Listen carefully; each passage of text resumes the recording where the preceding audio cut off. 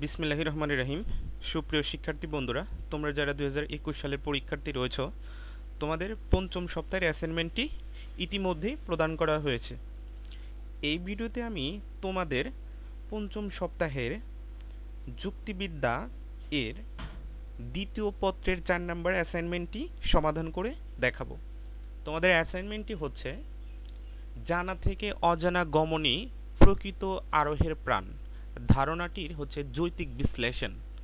আচ্ছা, যে নির্দেশকগুলো রয়েছে, ক নম্বরের নির্দেশকটা আমরা একটু দেখব যে বিষয়বস্তু উপস্থাপনা করতে হবে কোনগুলো, আরোহমূলক লম্ব ও আরোহের প্রকারভেদ ধারাবাহিকভাবে এবং সুস্পষ্ট উপস্থাপন করতে হবে। আচ্ছা, খ নাম্বার বলেছে যে সংজ্ঞা ও উদাহরণ বিশ্লেষণ। আচ্ছা, ঠিক আছে। গ নাম্বারে বলছে সম্পর্ক ব্যাখ্যা। আচ্ছা, ঘ নাম্বারে বলেছে নির্দেশিত বিষয়টির যৌক্তিকতা নিরূপণ ও নিজস্ব মত উপস্থাপনা করতে হবে।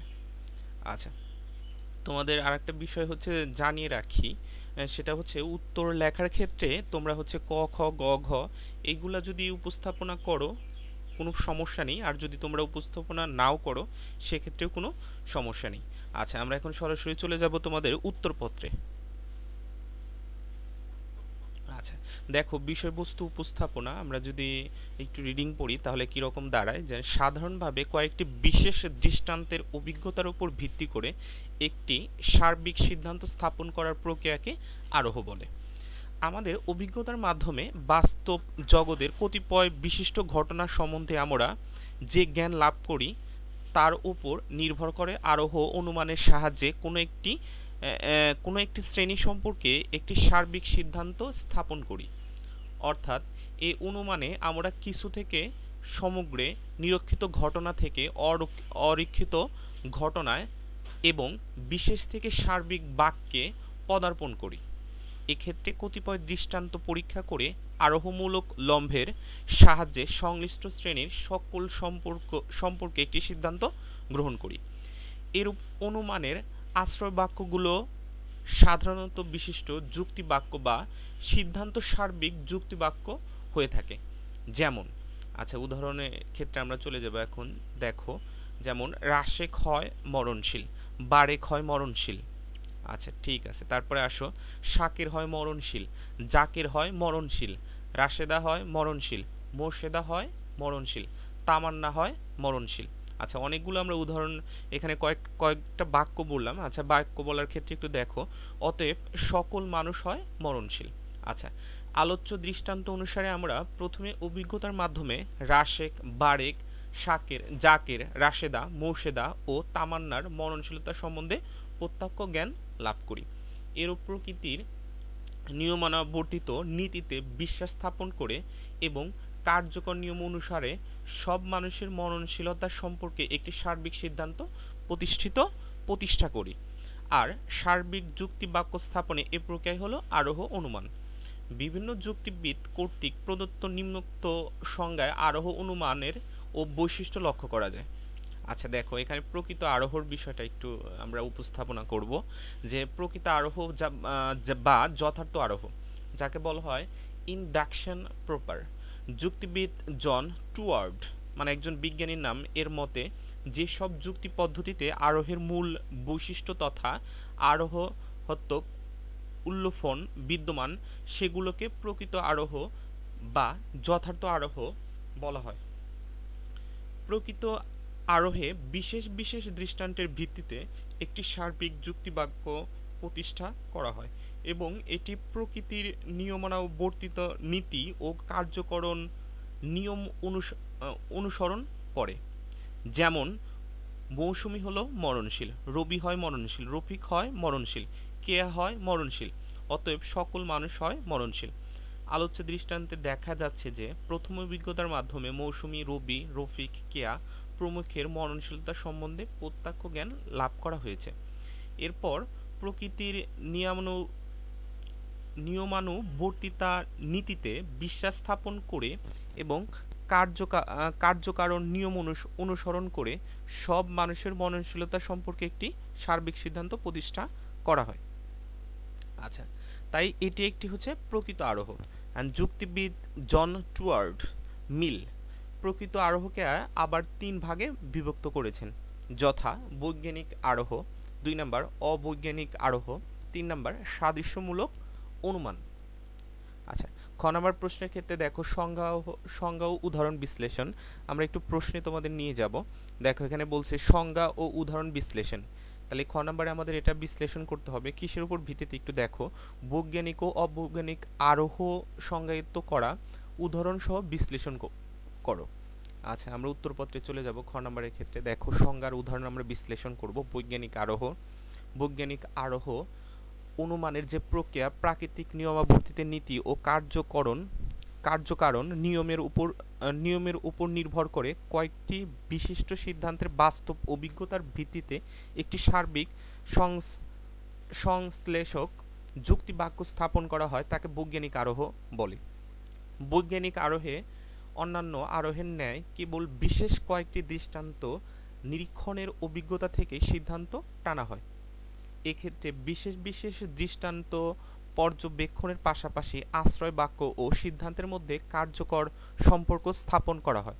উদাহরণস্বরূপ, রাসেল হয় মরণশীল, রাহেলা হয় মরণশীল, রেহানা হয় মরণশীল, রাজীব হয় মরণশীল। আচ্ছা, সকল মানুষই হচ্ছে মরণশীল, এটা থেকে আমরা সিদ্ধান্ত নিলাম আর কি। আলোচ্য সিদ্ধান্তে রাসেল, তারপরে হচ্ছে রাহেলা, রেহানা, রাজীব প্রমুখ কতিপয় ব্যক্তি মানুষের মৃত্যুর বাস্তব ঘটনা পর্যবেক্ষণ করে মানুষ ও মরণশীলতার মধ্যে একটি কার্যকারণ আবিষ্কারপূর্বক প্রকৃতির নিয়মানুবর্তিতা নীতির ওপর নির্ভর করে সব মানুষের মরণশীলতা সম্পর্কে সিদ্ধান্ত অনুমান করা হয়। সুতরাং এটি একটি বৈজ্ঞানিক আরোহের একটি যথার্থ দৃষ্টান্ত। আচ্ছা, তারপরে আমরা আসি প্রকৃতির নিয়মানুবর্তিতা নীতি ও কার্যকরণ নিয়মের উপর নির্ভর করে কয়েকটি বিশেষ দৃষ্টান্তের বাস্তব অভিজ্ঞতার ভিত্তিতে একটি সার্বিক সংশ্লেষক যুক্তি বাক্য স্থাপন করার প্রক্রিয়াকে বৈজ্ঞানিক আরোহ বলে।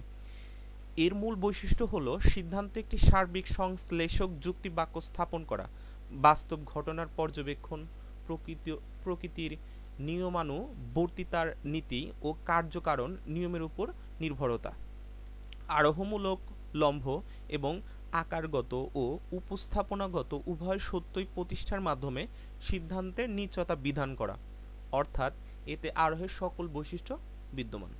আচ্ছা, এখন 2 নাম্বার টপিকসটা দেখো। এখানে বৈজ্ঞানিক আরোহের হচ্ছে সংজ্ঞা, অবৈজ্ঞানিক আরোহের হচ্ছে সংজ্ঞা।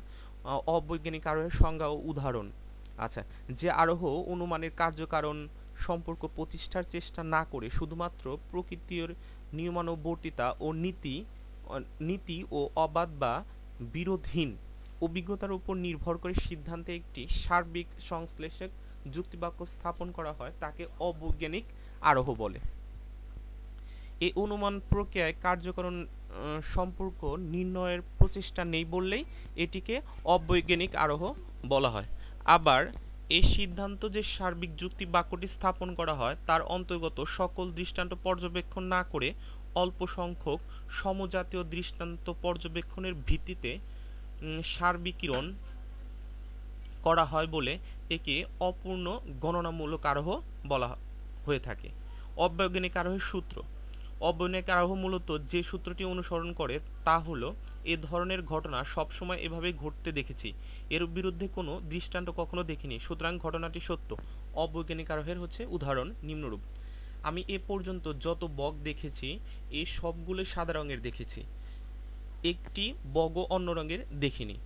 আমরা এই বিরোধহীন ও ব্যতিক্রমহীন অভিজ্ঞতা থেকে অনুমান করলাম যে সকল বগ হয় সাদা। অর্থাৎ কেবলমাত্র অবাধ বা বাধাহীন অভিজ্ঞতা ও প্রকৃতির নিয়মানুবর্তিতা নীতির ওপর বিশ্বাস স্থাপন করে আমি একটি সার্বিক সিদ্ধান্ত গ্রহণ করলাম। এক্ষেত্রে বক কেন সাদা হলো তা নির্ণয়ের বা কার্যকারণ সম্পর্ক প্রতিষ্ঠার চেষ্টা করা হয়নি। তাই আমরা সিদ্ধান্ত গ্রহণের এই প্রক্রিয়াটি হলো অবৈজ্ঞানিক আরোহ। আচ্ছা, এখন আসছে হচ্ছে গ নাম্বার সম্পর্ক ব্যাখ্যা। আচ্ছা, সম্পর্ক আমরা ব্যাখ্যা করব। দেখো এখানে খুব সুন্দর করে ব্যাখ্যা করে দেওয়া আছে যে বৈজ্ঞানিক আরোহ ও অবৈজ্ঞানিক আরোহর মধ্যে হচ্ছে সম্পর্ক স্থাপন করতে হবে। আচ্ছা, বৈজ্ঞানিক আরোহ ও অবৈজ্ঞানিক আরোহ উভয় হচ্ছে প্রকৃত আরোহ। আরোহ অনুমানের যে প্রক্রিয়ার প্রকৃতির নিয়মানুবর্তিতা নীতি ও কার্যকারণ নিয়মের উপর নির্ভর করে কয়েকটি বিশিষ্ট দৃষ্টান্তের বাস্তব অভিজ্ঞতার ভিত্তিতে একটি সার্বিক সংশ্লেষক যুক্তিবাক্য স্থাপন করা হয় তাকে বৈজ্ঞানিক আরোহ বলে।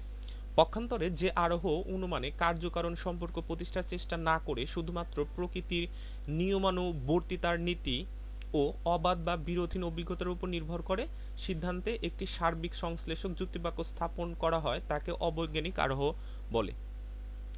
আচ্ছা, তারপরে আসো, আমরা জানি যে দুটি বিষয়ের সম্পর্ক বলতে উভয়ের মধ্যকার সাদৃশ্য বৈসাদৃশ্য ও পারস্পরিক নির্ভরশীলতাকে নির্দেশ করে।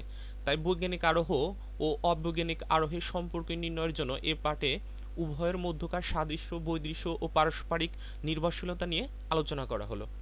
বৈজ্ঞানিক আরোহ ও অবৈজ্ঞানিক আরোহের সাদৃশ্য সমূহ। আচ্ছা, বৈজ্ঞানিক আরোহ ও অবৈজ্ঞানিক আরোহের মধ্যকার সাদৃশ্য সমূহ নিম্নরূপ উপস্থাপনা করা হলো। ক্রমিক সংখ্যা অনুসারে আমি সাজিয়েছি, একটু তোমরা দেখো যে বৈজ্ঞানিক ও অবৈজ্ঞানিক উভয় আরোহী ঘটনার পর্যবেক্ষণের হচ্ছে ভিত্তিক, কেননা উভয় আরোহের ক্ষেত্রে সিদ্ধান্ত গ্রহণের পূর্বে বাস্তব ঘটনাবলী পর্যবেক্ষণ করা হয়। 2. উভয় আরোহের লক্ষ্য হলো সিদ্ধান্তে একটি সার্বিক সংশ্লেষক যুক্তিবাক্য প্রতিষ্ঠা করা। 3.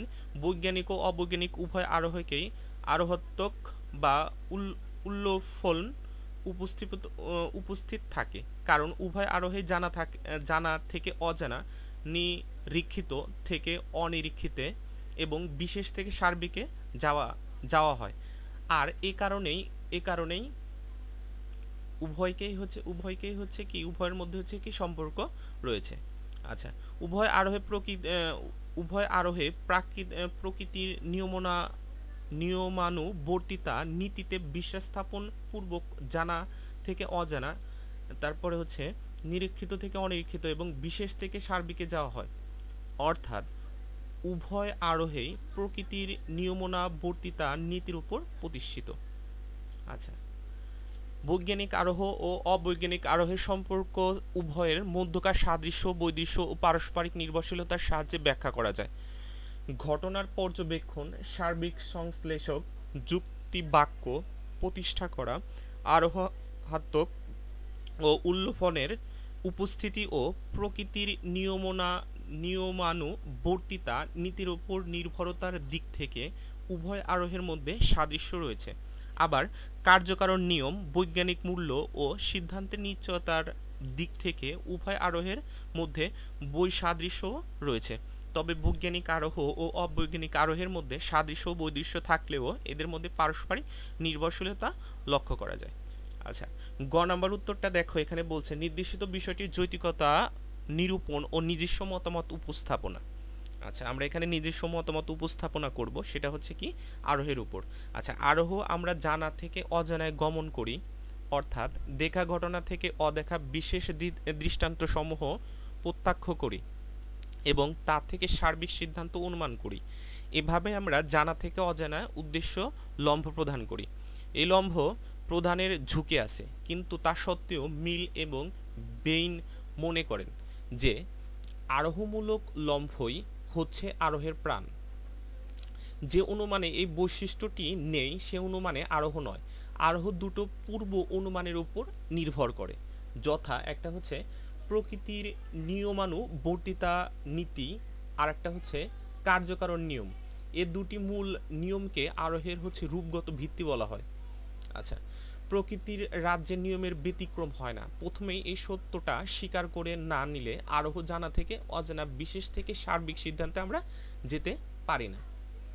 আচ্ছা, প্রকৃতির নিয়মানুবর্তিতা নীতিকে বিশ্বাসের ফলেই আমরা বিশেষ কয়েকটা দৃষ্টান্ত দেখে সার্বিক সিদ্ধান্ত অনুমান করতে পারি। প্রকৃতির নিয়মানুবর্তিতা নিয়মের ভিত্তিতে সার্বিক সিদ্ধান্ত উপনীত হবার আগে অবশ্যই কার্যকারণ নিয়মের ভিত্তিতে কার্যকারণ সম্পর্কটা আবিষ্কার করতে হবে। কার্যকারণ নিয়মের অর্থ হচ্ছে প্রতিটি ঘটনারই একটি বিশেষ কারণ আছে। সমস্ত প্রার্থীর ব্যাপারটাই কার্যকারণ সম্পর্কযুক্ত।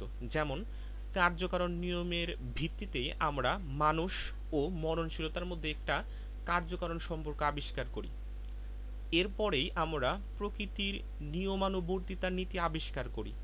এরপরেই আমরা প্রকৃতির নিয়মানুবর্তিতার নীতির উপর ভিত্তি করে আবারও অনুমান করতে পারি যে সকল মানুষ হয় মরণশীল। আচ্ছা, আরোহ ঘটনার অভিজ্ঞতা বা নিরীক্ষা ভিত্তিক আরোহ যে সার্বিক যুক্তি বাক্যে স্থাপন করে তা বস্তুগতভাবে সত্য, অর্থাৎ আরোহে যে যুক্তি বাক্য স্থাপিত হয় তা বাস্তব ঘটনাবলীর সাথে সঙ্গতিপূর্ণ। সুতরাং এ ধরনের সত্যতার নিশ্চয়তা বিধানের জন্য আরোহে বাস্তব ঘটনাবলীর নিরীক্ষণ আবশ্যক, যথা সকল মানুষ হয় মরণশীল। এই সার্বিক যুক্তি বাক্যটি মানুষের মৃত্যুর কয়েকটা বাস্তব ঘটনার পর্যবেক্ষণ বা নিরীক্ষণের ভিত্তিতে স্থাপন করা হয়েছে। আমাদের যুক্তিবিদ্যার উত্তরপত্রটি এখানেই শেষ হয়ে গেল। আর আমার স্পেলিংয়ে অথবা বানানে যদি কোনো ভুল থাকে আমি আন্তরিকভাবে ক্ষমা প্রার্থী সকলের ক্ষেত্রে। আর আমার চ্যানেলটিতে যারা নতুন তারা অবশ্যই চ্যানেলটি সাবস্ক্রাইব করবা, আর লাইক বাটনে অবশ্যই একটা ক্লিক করবা। কারণ দেখো, তোমাদের জন্যই এত কষ্ট করে ভিডিও বানাই। এখন এখানে সার্থকতা আমাদের একটাই, যে না, আমাদেরকে একটা সাবস্ক্রাইব বাড়ানো এবং লাইক বাড়ানো। আর সবাইকে আন্তরিক ধন্যবাদ সময় দিয়ে সাথে থাকার জন্য।